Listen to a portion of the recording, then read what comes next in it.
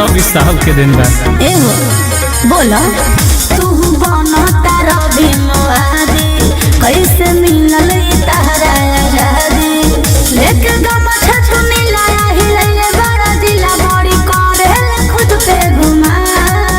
अरे तो सुनो बोला हमारे बाप या दादा के का होवे लिखल संविधान।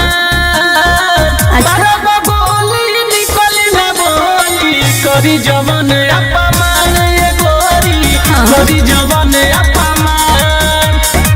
मारब गोली निकली ना बोली करी जवन अपमान ये गोरी करी जवन अपमान। हाँ ना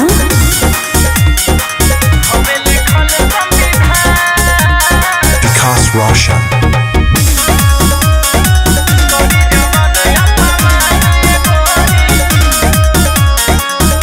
स्टोरी लगावेला रोज तू भीमराव अम्बेडकर के खुल के करेला विरोध जे मनवादी करे कटर के।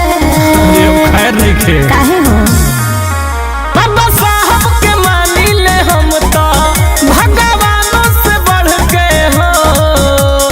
भारत के सुंदर बनवले विधानवा लंदन में पढ़ के हो। बोला तारा जय भीम लेके बहुजन के टीम या देखावा तारा बहुत तू शान। सुन हमारे बाप दादा के हवे लिखल संविधान।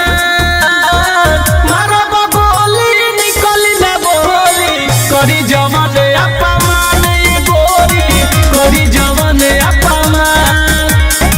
मारब गोली निकली ना बोली करी जवन अपमान ये गोरी करी जवन अपमान।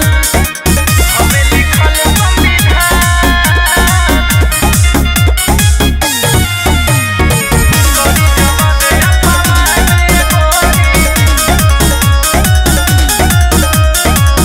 नहीं मानेला देवी या देवता के नहीं कवनो तू धाम के आ दिन रात जपेला रोज तू खाली इनके ही नाम के।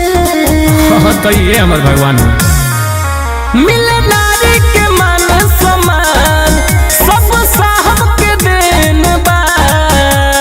देश विदेश के सारा लोगवा इनकर फैन बा।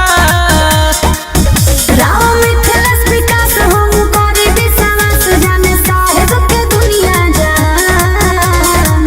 अच्छा हमारे बाप या दादा के हवे लिखल